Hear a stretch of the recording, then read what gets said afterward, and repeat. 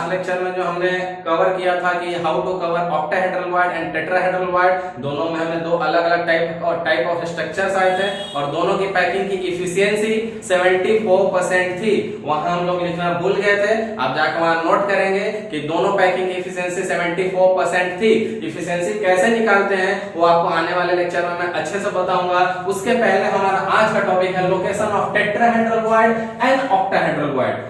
Last class में आपको मैंने पढ़ाया था टेट्राहेड्रल वाइड को हम T से डिनोट करेंगे एंड ऑक्टाहेड्रल वाइड को O से, for the sake of convenience. अब बेसिकली क्या होता है, हमने जो लैटिस पढ़े थे, क्यूबिक्स पढ़े थे, सिंपल क्यूबिक, बीसीसी, एफसीसी, तो एफसीसी में तो ये tetrahedral and octahedral wide generate होता है, बट सिंपल में और बीसीसी में जनरेट नहीं होता है। तो बेसिकली हमारा डिस्कशन कहां पे रहेगा, एफसीसी पे।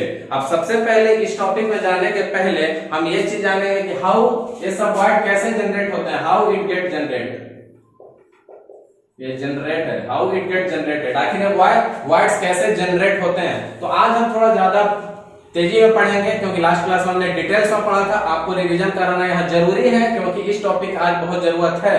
तो टेट्राहेड्रल वाइड में आपको मैंने बोला था कि तीन ऐसे रहेंगे एक प्लेन पे और एक बिल्कुल इसके ऊपर रहेगा, बट हम इसको अलग करेंगे समझने के लिए। तो ये रहा हमारा नीचे का प्लेन, ये रहा ऊपर का, सारे के सेंटर्स पे पॉइंट डालिए। यहाँ पे क्या बना, ट्रायंगल, यहां से इसको ज्वाइन कीजिए, जो शेप आएगा वो क्या बनेगा, टेट्राहेड्रॉन। जब शेप टेट्राहेड्रॉन है तो इसका वाइड का नाम क्या होगा, जिसको हम किस चीज से डिनोट करते हैं, T से। और इस टेट्राहेड्रॉन का सेंटर कहां पे होगा, देखिए। अब एक चीज आप और ध्यान दे सकते हैं कि अगर इस तीन पे ऊपर से हमने एक स्फीयर डाला तो ऊपर से एक टेट्राहेड्रॉन जनरेट हुआ, अगर नीचे से भी एक स्फीयर डालते तो नीचे से भी एक टेट्राहेड्रॉन जनरेट होता। तो इसीलिए टेट्राहेड्रल वाइड के नंबर्स ऑक्टाहेड्रल वाइड से नंबर से डबल होते हैं। लास्ट क्लास में मैंने आपको एक नोट पढ़ाया था कि अगर हमारे पास n एटम है पैकिंग में, n atom, if n atom, तो उस समय हमारा ऑक्टाहेड्रल वाइड कितना, टेट्राहेड्रल वाइड कितना रहता था, 2n and octahedral wide n। तो टेट्राहेड्रल वाइड के नंबर हमेशा डबल होते हैं क्योंकि ऊपर से भी जनरेट हो सकते हैं और नीचे से भी, बट ऑक्टाहेड्रल में ऐसा ऑप्शन नहीं है। आइए हम ऑक्टाहेड्रल का देखते हैं। ऑक्टाहेड्रल कैसे जनरेट होता था, याद कीजिए, 3 एक लेयर में और 3 दूसरी लेयर में। जरा दूर कर दे इसकी तरह, नीचे का लेयर नीचे, ऊपर का लेयर ऊपर। नीचे का लेयर यहां ड्रॉ कर लेते हैं। ध्यान रखना है कि नीचे और ऊपर के लेयर में डिफरेंस है। नीचे के लेयर में फ्रंट फेसिंग में 2 है, ऊपर के लेयर में फ्रंट फेसिंग में 1 है। सबके सेंटर्स को ज्वाइन कीजिए, क्या बना, ट्रायंगल, क्या बना, ट्रायंगल। बट एक बहुत इंपॉर्टेंट ऑब्जर्वेशन आप लोगों को करना है, दोनों ट्रायंगल्स के अपेक्स अपोजिट साइड में है। अगर जब तक इनके एपेक्स अपोजिट साइड में नहीं होंगे तब तक हमारा ऑक्टाहेड्रल वाइड जनरेट नहीं होगा। That means it is a compulsory condition to generate the octahedral void. Condition क्या है कि बोथ एपेक्स शुड बी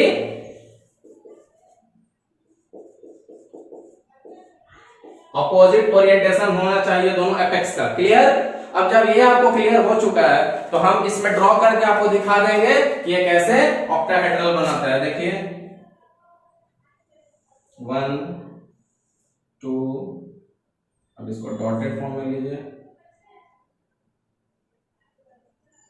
और इसको ज्वाइन कर दीजिए। ये जो हमारा स्ट्रक्चर है वो ऑक्टाहेड्रॉन,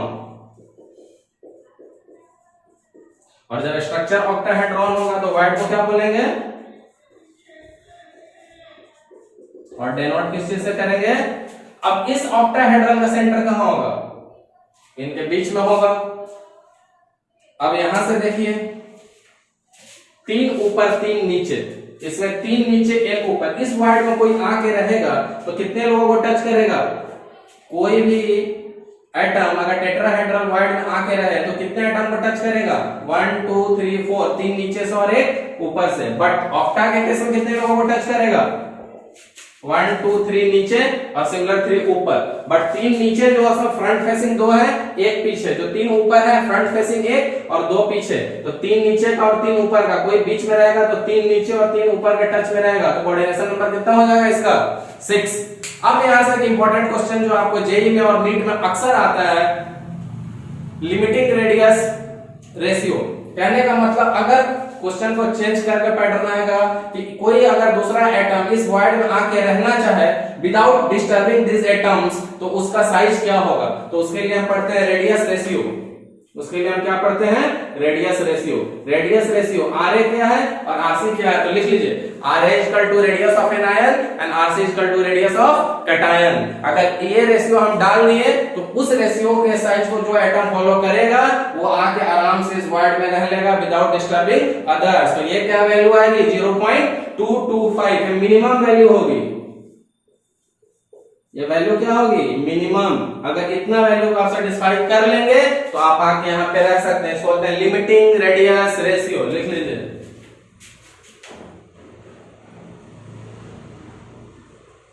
इसमें बहुत से क्वेश्चन आते हैं। लिमिटिंग रेडियस रेशियो यानी कैटायन और एनायन का रेशियो अगर 0.225 हो गया मिनिमम, तो आके आराम से इस वॉइड में ये रह सकता है विदाउट डिस्टर्बिंग द अदर्स। अगला, इसमें रेडियस रेशियो क्या होगा, लिमिटिंग रेडियस रेशियो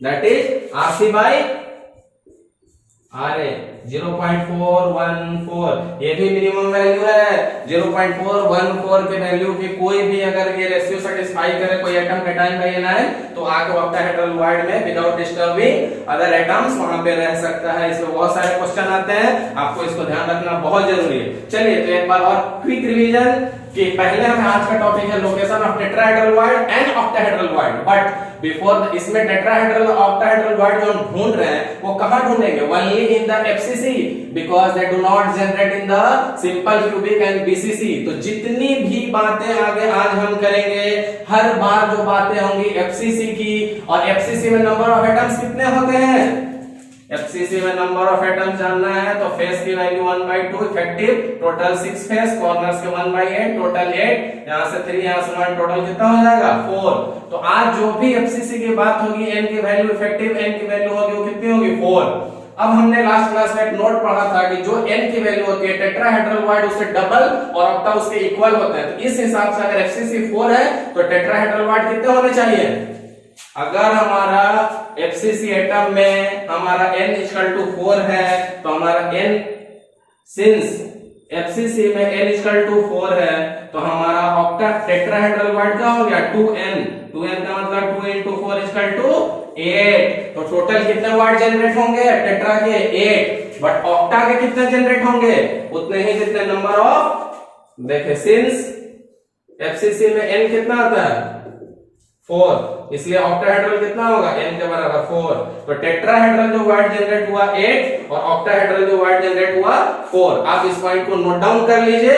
अब मैं आपको बताऊंगा कि ये 8 और ये 4 आखिर इनके लोकेशंस कहां पे है क्रिस्टल लैटिस में, यूनिट सेल में। तो आइए हम इसको पहले रब कर लेते हैं और फिर मैं आपको इन this 8 tetrahedral word and this 4 octahedral word की रियल लोकेशन आपको रियलाइज कराऊंगा by the help of diagram. क्योंकि बहुत बार ऐसा क्या होता है कि बच्चे रियलाइज करने में चूक जाते हैं, उनकी उतनी इफिशिएंसी नहीं रहती है, तो कभी वो रियलाइज कर लेते हैं कभी नहीं कर पाते हैं। बट अगर मैं जो आपको आगे बताने जा रहा हूं, अगर आप उस डायग्राम को बनाना सीख जाएं तो उसमें रियलाइज की जरूरत नहीं है, आप क्लियरली विजुअलाइज कर सकते हैं और अभी आपके स्टेज में विजुअलाइजेशन से काफी क्लियर हो जाएगा। तो आइए बढ़ते हैं विजुअलाइजेशन की तरफ।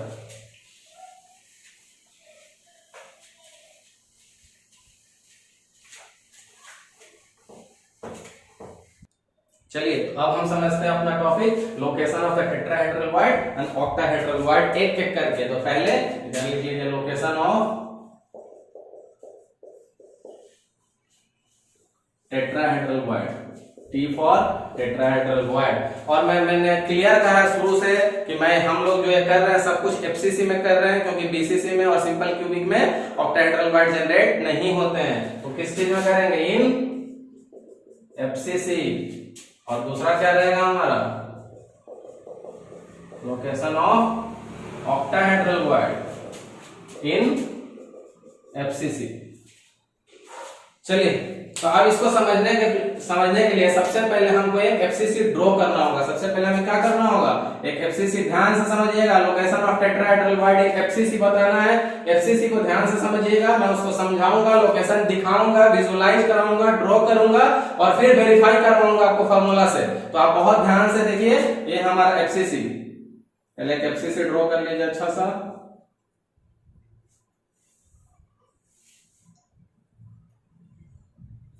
काम चल जाएगा हमारे इस एफसीसी से।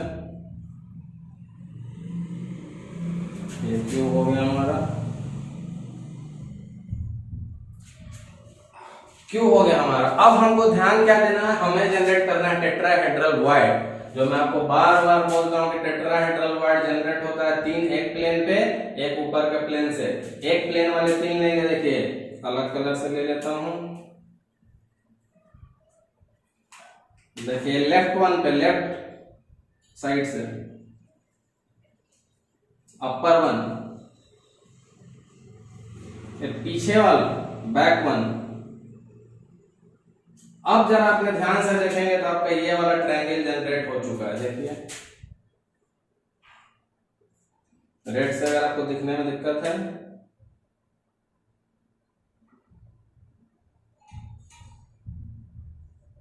अब क्लियर है, ट्रायंगल आपका जनरेट हो गया। अब एक ऊपर का सेंटर लेना है, ले लीजिए, रेड से ही लीजिए। अब आपका ये आ गया फर्स्ट लेयर का 3 triangle and upper layer this one. अब सिर्फ इसको ज्वाइन कीजिए। क्या टेट्राहेड्रॉन का स्ट्रक्चर दिख रहा है? जी बिल्कुल दिख रहा है। First one on the left side, फिर अपर साइड, फिर बैक साइड, ज्वाइन किया, ट्रायंगल आ गया, अपर कॉर्नर से लिया, सबको ज्वाइन कर दिया, टेट्राहेड्रॉन आ गया। इस टेट्राहेड्रॉन का सेंटर कहां पे होगा?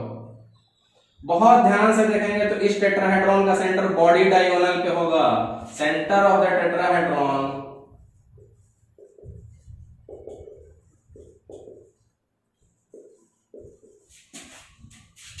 lies on the body diagonal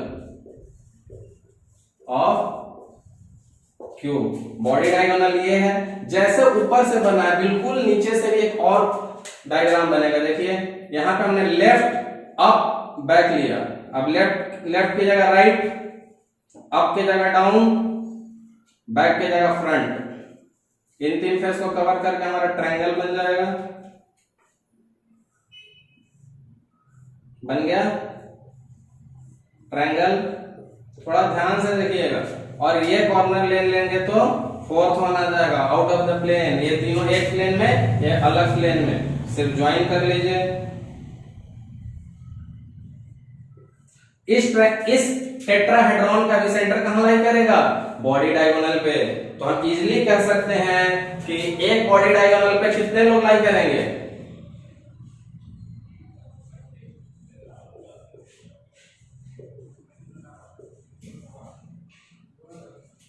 one body diagonal पे one and two tetrahedral void रहेगा, या टू टेट्राहेड्रल स्ट्रक्चर के सेंटर रहेगा। तो एक बॉडी डायगोनल पे टू टेट्राहेड्रल वाइड आ रहा है। तो आप क्यूबिक अपने रूम पे जूम कीजिए और देखिए कितना बॉडी डायगोनल है, 1 2 3 4। तो एक रूम के अंदर 4 बॉडी डायगोनल है। तो सिंस 1 बॉडी डायगोनल में आपका 2 टेट्राहेड्रल वाइड है, तो 4 बॉडी डायगोनल में कितना टेट्राहेड्रल वाइड हो जाएगा? 2 into 4 equal to 8 tetrahedral void. Clear है? एक बार और देखिए, जब तक आपको समझ में नहीं आया समझिए अच्छे से। हमने एक क्यूब ड्रॉ किया, उस क्यूब में हमने हमें टेट्राहेड्रल वाइड की लोकेशन बतानी है। इसके लिए हमको टेट्राहेड्रॉन जनरेट करना होगा। टेट्राहेड्रॉन जनरेट करने के लिए 3 स्फीयर एक प्लेन में और अगले पे एक, ये 3 लेफ्ट अप बैक, ज्वाइन किया ट्रायंगल, अलग से प्लेन से सबको कनेक्ट कर दिया टेट्राहेड्रॉन। इस टेट्राहेड्रॉन का सेंटर लाई कर रहा है उस क्यूब के बॉडी डायगोनल पे।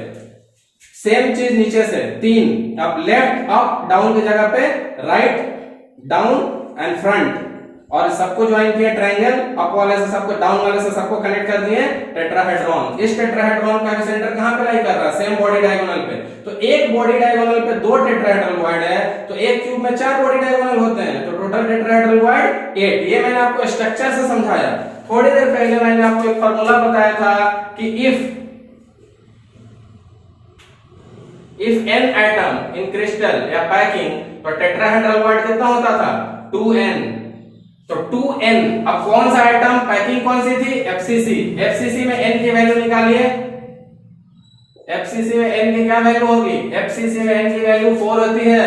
कैसे होती है, तो उनके जो फेसेस होते हैं उनका कंट्रीब्यूशन 1/2, टोटल 6 फेस होते हैं, कॉर्नर 1/8, टोटल 8 कॉर्नर होते हैं। 3 + 1 कितना हो जाएगा 4, और अगर n 4 हो गया तो 2n कितना हो जाएगा 2 × 4, कितने वॉइड आ गए टेट्राहेड्रल के 8, और हमारा डायग्राम से कितना आया था 8, हेंस वेरीफाइड कि जो हमारा फार्मूला है वो बहुत बेहतरीन तरीके से हमने साबित कर दी। आइए अब इससे भी एक खूबसूरत डायग्राम बनाते हैं हम, और आगे भी चलते हैं आपको और भी मेस्मराइजिंग जर्नी पे।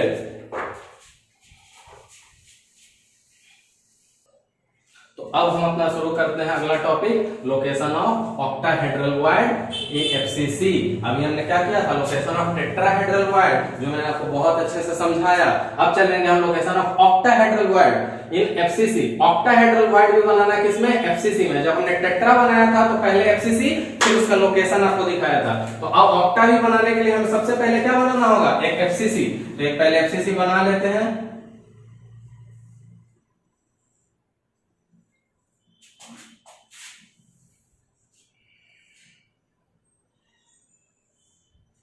ये आपका रेडी हो गया क्यूब।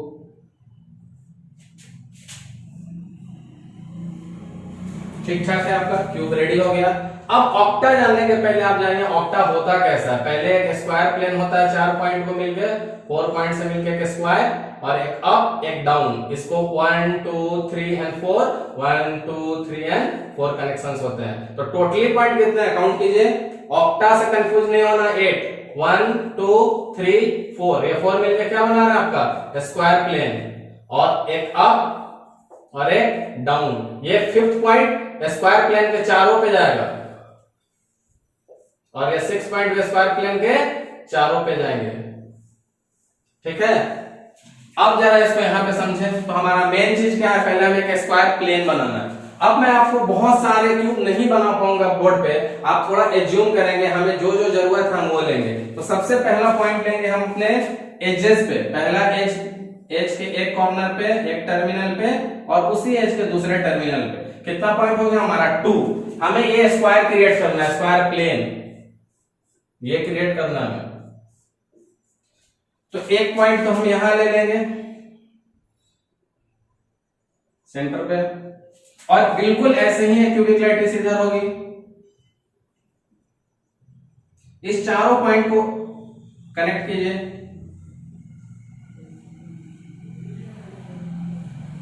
दिख रहा है आपको अच्छे से, क्या बन गया, almost kind of square plane.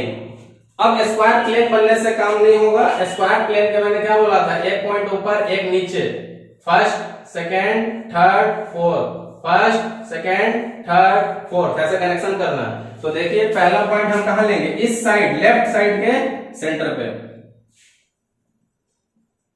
और बिल्कुल एक ऐसे ही ऊपर क्यूबिक होगी, तो वो पॉइंट कहां जाएगा हमारा। ठीक है, अब जरा कनेक्ट करके देखें, रेड कलर से कर लें। देखिए 1 दिख रहा है, 2 3, यहां टच करना है, 4। थोड़ा मैं बोल्ड कर रहा हूं कि आपको समझने में दिक्कत नहीं हो, सब एक ही लाइन है, मैं आपके लिए डार्क कर रहा हूं। फिर वही काम नीचे से अलग कलर से कर देता हूं कि आपका कंफ्यूजन नहीं रहे। 1 2 3 और एक 4th वन। क्लियर है आपका ऑक्टाहेड्रॉन। तो अगर इस शेप का नाम टेट्राहेड्रॉन था, तो इस शेप का नाम क्या है, ऑक्टाहेड्रॉन। और इस ऑक्टाहेड्रॉन का सेंटर कहां पे लाई कर रहा है, बहुत ध्यान से देखेंगे तो आप पाएंगे कि इस ऑक्टाहेड्रॉन का सेंटर लाई कर रहा है at the centre of the edge. यही सेंटर है हमारा। तो इस ऑक्टाहेड्रॉन का सेंटर कहां लाई कर रहा है, सेंटर ऑफ द एज पे। अब टोटल एज कितने हैं हमारे पास, किसी क्यूब में आप काउंट कीजिए कि टोटल नंबर ऑफ एज कितने होते हैं, तो आप पाएंगे कि टोटल नंबर ऑफ एजेस कितने होंगे 12। एक एज पे एक, 12 एज पे 12, ठीक। बट एज का कंट्रीब्यूशन कितना होता है, नंबर ऑफ एजेस तो आपने बता दिया 12, 12 क्या है, number of edges in cube या क्यूबिक लैटिस। बट एक एज का कंट्रीब्यूशन कितना होता है, एक एज का कंट्रीब्यूशन 4 जगह पे जाएगा, 4 रूम में। किसी भी रूम के एक एज को तोड़ के देखिए, आपके रूम में दिखेगा, बगल वाले में, दोनों रूम का छत डैमेज होगा अगर आपने ऊपर का एज तोड़ा है, और जस्ट उसके ऊपर सिचुएटेड 2 रूम का फ्लोर डैमेज होगा, तो यहां पे उसका कंट्रीब्यूशन कितना हो जाएगा 1/4। ये क्या उसका एज का कंट्रीब्यूशन। तो टोटल एज कितने हैं हमारे पास, काउंट कर लीजिए 4 4 4 12। एक एज का कंट्रीब्यूशन इफेक्टिव कितना आएगा 1/4। प्लस एक चीज आपको यहाँ बहुत ध्यान से रखना होगा कि सारे एज पे तो एक ऑक्टाहेड्रॉन बन रहे हैं, पर एक ऑक्टाहेड्रॉन हमारा सेंटर में बन रहा है, एक ऑक्टाहेड्रॉन,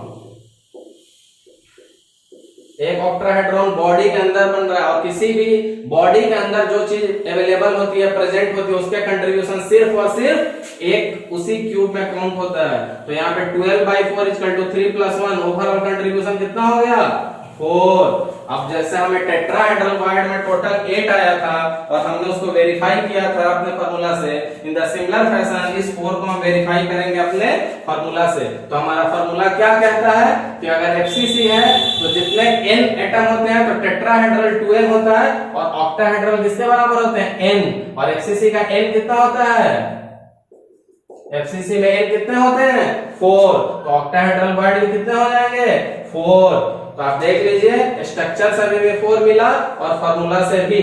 मैं एक बार आपको फिर से क्विक रिवीजन दूंगा क्योंकि यहाँ आपको समझने में थोड़ी सी दिक्कत हो सकती है। आइए फिर से शुरू से, लोकेशन फाइंड करना हमें टेट्राहेड्रल वायड की और ऑक्टाहेड्रल वायड की। अगर आपको कोई भी प्रॉब्लम हो आप पीछे की बात भूल जाइए और इस रिकैप समरी पे ध्यान दीजिए, आपको सारी बातें मैं फिर से क्लियर करता हूं आने वाले 2 मिनट में। तो लोकेशन ढूंढना है टेट्राहेड्रल का किसमें FCC में। तो पहले क्यूब बना लिया, क्यूब बनाने के बाद FCC 3 फेस पकड़ा हमने, क्योंकि FCC का जो हमारा टेट्राहेड्रल वायड जनरेट होता है वो 2 लेयर का होता है। फर्स्ट लेयर में 3 और सेकेंड लेयर में 1। तो नीचे वाले लेयर का 3 को ज्वाइन करने से ट्रायंगल आता है, ये ले लिया मैंने लेफ्ट पैनल से लिया, अप से लिया और एक बैक से लिया। लेफ्ट अप एंड बैक को ज्वाइन करके ट्रायंगल आ गया, इस कॉर्नर से सबको ऐड कर दिया, ऑक्टाहेड्रॉन मिल गया, टेट्राहेड्रॉन मिल गया। टेट्राहेड्रॉन मिला और इस टेट्राहेड्रॉन का सेंटर कहां पे लाई कर रहा है, बॉडी डायगोनल पे। सिमिलर एक नीचे टेट्राहेड्रॉन मिलेगा, यहाँ लेफ्ट था, लेफ्ट की जगह यहाँ पे कौन सा फेस लिया राइट, यहाँ अप की जगह कौन सा लिया डाउन, और यहाँ पे अप बैक की जगह कौन सा ले लिया फ्रंट फेस। फिर से एक ट्रायंगल बना, फिर से सबको ज्वाइन कर दिया, एक और टेट्राहेड्रॉन आया। बहुत ध्यान से देखेंगे तो इस बॉडी डायगोनल पे जो रूम के बीच से क्यूब के बीच से गुजरती है, उस बॉडी डायगोनल पे 2 टेट्राहेड्रॉन लाई कर रहे हैं। तो एक बॉडी डायगोनल पे 2 टेट्राहेड्रल वायड आ रही है, तो अगर टोटल 4 बॉडी डायगोनल होते हैं क्यूब में, तो 2 × 4 8 टेट्राहेड्रल वायड आएगी अकॉर्डिंग टू दिस फिगर।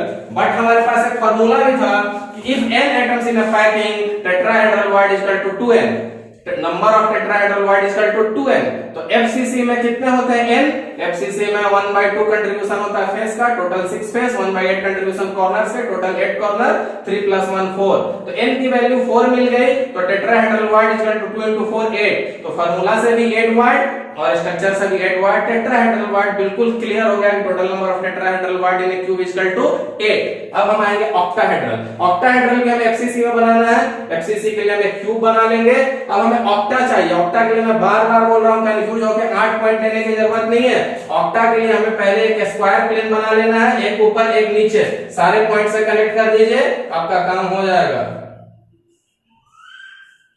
तो एक स्क्वायर प्लेन जनरेट करने के लिए हमें 4 पॉइंट्स लेने होंगे। सबसे पहला हमने कहां कैसे लिया जरा ध्यान से देखें।